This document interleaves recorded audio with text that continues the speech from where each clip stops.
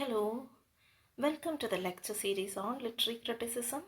So, after the introduction to Renaissance criticism, we will move on to the most important Renaissance critic, one and only Renaissance critic, Philip Sidney. We'll look into the contributions of Philip Sidney, his life and works, his contribution to literature as well as criticism in this lecture. So, of course, you all know that coming to the life and works of Sir Philip Sidney, you all know that he's an eminent courtier, soldier, statesman, scholar, and a distinguished poet of the 16th century Elizabethan in England, and poet as well as critic of the Renaissance period. His influence can be seen throughout the history of English literary criticism through his one and only work, The Defense of Poesy, or An Apology for Poetry. We'll look into the details of that work later in the slide. Now coming to his birth, he was born to Sir Henry Sidney and Lady Mary Dudley, who was the daughter of the Duke of Northumberland, on November 30th, 1554 at Kent. He was the eldest of 3 sons and 4 daughters. He received his early education under Thomas Ashton at Shrewsbury School, and later he went to Christ Church, Oxford. He entered this Shrewsbury School on October 17, 1564, where he got certain friends like Fulk Greville, and he is one of his important friends because he turned out to be his future biographer. And it was at Oxford he came into direct association with eminent scholars like Edward Dyer, Richard Hakluyt, and William Camden. And of course, because of these friends, he got several contacts like Edmund Spenser and many other literary figures of the age.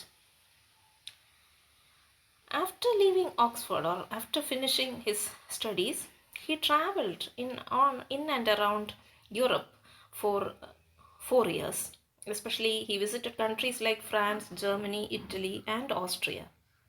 He returned to England in 1575 and became a member of Queen Elizabeth's court. He also went on diplomatic missions to Europe. But of course, his fervent interest towards Protestantism became an obstacle in his diplomatic career, and at some point of time he had a conflict with the Queen and was dismissed from the court for a short while. But later he could manage himself to get in, and he could maintain a good relationship with the Queen as he always wanted to be. So it was during this period of exile, where he was dismissed from the court, his literary life began. Especially one of his friends, Gabriel Harvey, introduced him to Edmund Spenser in 1578. And during this period, he could actually invoke his literary skills and started writing. He wrote a masque, a one-act play praising the Queen. The one-act play is termed as The Lady of May, which was published in which was performed in 1578 on behalf of the Queen in the court. Thus, he could actually maintain the relationship well with the Queen back. It is notable for its this one-act play is notable for its allegorical content relating to Queen Elizabeth I, for whom the first production was performed at the Earl of Leicester's country estate at Wanstead. Subsequently, at this time, Sidney was joined by his old friends, his schoolmate Fulk Greville and Edward Dyer, and all his college mates like Gabriel Harvey, Edmund Spenser, etc. And along with them, he started a literary society or a social circle which is termed as Areopagus. And they established that society in 1578. We do not have much mentioning about Areopagus in any of the literary works, The only work where we can find some kind of information about Areopagus was Philip Sidney's memoir that was written by Henry Rich Foxbourne in 1862. Some even doubt whether this society existed or not, or whether it was a construct or their concept in their minds. At this period of time, that is in this exile period 1578 to 1580, this he as he was in touch with the literary circle, Spencer dedicated his shepherd's calendar to Sydney. That was in 1579. And also this Sydney started writing his heroic pastoral romance Arcadia, or the Countess of Pembroke's Arcadia. At this point of time he started writing. He published only after some 10 years. He started writing the first drafts in this 1570s. So after this little exile, he was made the member of parliament and was knighted in 1582. And in the next year, he married Frances, daughter of Queen Elizabeth's Secretary of State, Sir Francis Walsingham. And they had one daughter, Elizabeth. But it is being said that he never forgot his love for Penelope Doverex, whom he was betrothed in his younger age. But Penelope Doverex was married to Lord Rich later. But anyway, his sonnet sequence Astrophel and Stella was dedicated to especially the identity of Stella. The critics actually associates the identity of Stella towards Penelope. And this sonnet sequence consists of 108 sonnets and 11 songs. Most of the sonnets of this collection are influenced by Petrarchian conventions. Of course, you know that Sidney was the person who brought in sonnet and formulated English sonnet by his own way. And the abject in the and as any of the love sonnet, the abject lover laments the coldness of his beloved woman, even though he is so true of love and her neglect causes him so much anguish. That's the theme. Anyway, in 1586, Sidney joined Sir John Norris in the Battle of Swetfen along with his brother, his own brother, Robert Sidney. He was also a minor poet and was shot in the thigh and died 26 days later at the age of 31. He was buried with great honor at St. Paul's Cathedral.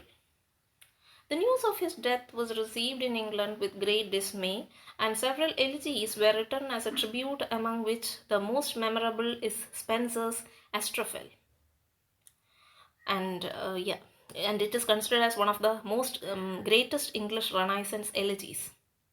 As a prolific writer, Philip Sidney was popularly known for his works like Arcadia, Astrophel and Stella, and An Apology for Poetry.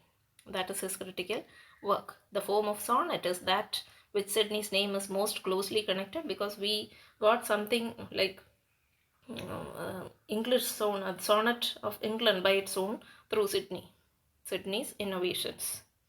And his critical writing, as you all know, you will be dealing with in detail in the next lecture and all about the ideas that are being mentioned in the Apology for Poetry. His death was mourned by the Queen as well as her subjects. It is said that Londoners who came out to see the funeral procession cried out, "Farewell, the worthiest knight that lived." He had become, for many English people, the epitome of a courtier, learned and politic, but at the same time generous, brave, and impulsive. That medieval chivalric qualities. Never more than the marginal figure in the politics of his time, he was memorialized as the flower of English, especially this great English poet. And also he is what represented as the flower of English manhood in Edmund Spenser's Astrophel. He calls him as flower of English manhood. And we can definitely say that Sidney lived a life of vigor and thoroughness, chivalry and love of adventure. As I mentioned, that all those medieval chivalric qualities. Sidney's first important literary work was the result of the temporary retirement from the world of politics, especially from the court. And as I mentioned, the Countess of Pembroke's Arcadia, which is also known as Arcadia, is was Sidney's most ambitious work. This he started at that time. The first draft was started at that time. Throughout, it suffers from the overstraining, which is characteristics of most Elizabethan prose. In Arcadia and later in the Astrophil and Stella, he brought in the Petrarchan form of sonnet, that is, the regional variety of Petrarchan form of sonnet. The first of the famous English sonnet sequences, Astrophil and Stella, was composed in the early 1580s, containing 108 sonnets and 11 songs, as I mentioned earlier. In Astrophil and Stella, Sidney partially nativized the key features of his Italian Petrarch sonnet form. His experiments with rhyme scheme freed the English sonnet from the strict rhyming requirements of the Italian form. Incidentally, although not a realistic autobiography, Stella is modeled on Penelope Devereux, as I mentioned earlier, who was supposed to marry Sidney but was then forced to marry Lord Rich. The autobiographical element is evident, and the sonnets express Sidney's own desires, regrets, and conflicts of conscience which resulted from the social pressures and moral constraints of his time. The Apology for Poetry is a philosophical treatise which touches on questions of form, of technique and matter in the construction of poetry. It is generally believed that it is a repartee to Stephen Gossen's School of Abuse, and the School of Abuse was dedicated to Sidney without his permission. Gossen's work contemns the poetry as a whole, and it attacks poetry and say that poetry is false, etc. Sidney tries to defend it through his work. In perfectly simply and straightforward language, Sidney has enriched the history of English prose, and through his essay he assimilated many classical as well as the Italian maxims on fiction. The essence of his defense in that about poetry, by combining the vivacity of history with a moral focus of philosophy, is more effective. He actually explains how poetry is a bit higher than history or philosophy or any other subject in that. Now his coming to his importance as a critic. So that's all about his life and works. Only three prominent works: this Arcadia, Astrophil and Stella, and his critical work An Apology for Poetry. And now coming to how this person has become that important with only these three works that we look into. Criticism began in England with Sir Philip Sidney, because after the classical critical writers like Aristotle, Socrates, Plato, Horace, etc., we don't have anything original about literary criticism in English language or in English literature. So, for an English literature student, or when we look into the history of English literature, Philip Sidney can be considered as the first literary critic in English. So before that, we have here and there we can find quite a bit of works that are critical in nature. We'll just look into it. Then only you will understand the importance of Sidney.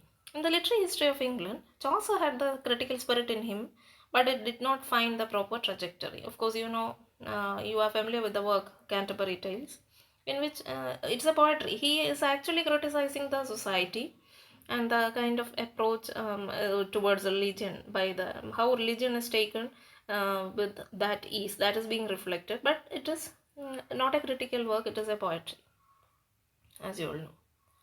And of course he has that critical spirit, but he never tried writing something critical in nature. After that, in 1473, Richard D. Bury published the original Latin version of Philobiblion, but it is not critical in nature, but it is mostly about the organization and preservation of a category of books, categorization of books and all, how it can be stuffed. But still we can say that okay, it is some sort of prose writing with some sort of critical attempt about how these are to be like catalogued or something, something related to that. Then comes William Caxton, of course you know, the inventor of printing press. He showed critical significance in his prefaces to the books he chose for printing. He used to make some changes and all. So, with only a person with a critical approach can make some changes in a book or can comment upon something. So, taking by taking that, we can say that he has done something, or he showed some sort of critical approach towards the books that are to be printed. His critical observations are regarded as the first impressionistic appreciations in the history of English literary criticism. But this can be seen only in the prefaces of the books, nothing else, because of course a publisher or printer is not allowed to make much changes. Then comes Sir Thomas Eliot. And Sir Thomas Eliot wrote a book, the book named The Governor. That's the name of the book, which is critical in nature, but it also lacks the deep critique. So after that comes Roger Ascham's Taxophilus, which put forward some ideas but limited himself by advocating the prominence of English language, because he gave importance to the use of vernacular language, and he was strictly against the use of the foreign terms. So these were the two things that were given importance in his books. He wanted to write more on the ideas, or he wanted to criticize the kind of writing, but when you read the book, you will get it. But later what happened was, he focused only about the language, especially the prominence of English language, and he gave importance to the usage of English language, and kind of disapproved the use of foreign words. This can be seen in his critical work, The Schoolmaster too. In that also you can see the use of this what the importance of, especially the use of vernacular language and the disagreement towards the foreign words. Then comes Thomas Wilson. He, in his work The Art of Rhetoric, um, gives the importance of the, especially with the style of writing. Thomas Wilson, The Art of Rhetoric can be regarded as the earliest systematic work of rhetoric and literary criticism, with his comments on the style of writing. So, in this context, of course, Philip Sidney can be considered as the innovator who broke away from the early critical tradition and created his own way through his defense of poetry. Because you know the kind or you will be learning, in when you deal with the defense of poetry in detail, you will be learning the kind of words that are being used by Sidney to defend poetry, and he has his own definition of poetry. Sidney's influence was largely found in the works of his successors. Of course, you know that he has left an impact in literary genres like the sonnet form, chivalric romance, pastoral poems, tragedy, and tragicomedy. His work Arcadia had a great impact in many leading playwrights like Shakespeare, Beaumont, and Fletcher, etc. Also, Thomas Zouch's memoir of Sir Philip Sidney was instrumental in bringing Sidney's life and philosophies, his literary inclinations and interests to a wide exposure. And also critics has a special interest towards the identity of Stella in Astrophel and Stella, as the cycle tells the story of Stella, the star beloved by Astrophel, star lover or beloved of a star. That's a literal explanation for the name. And also the story of Penelope. Critics were mostly interested in the story of Penelope. And also the antiquarian movement of the early 19th century played a massive role in bringing about a renewed interest on Sidney. For example, at this time, this memoir of Sir Philip Sidney occurs, and which actually reinforced his philosophies as well as his literary inclinations.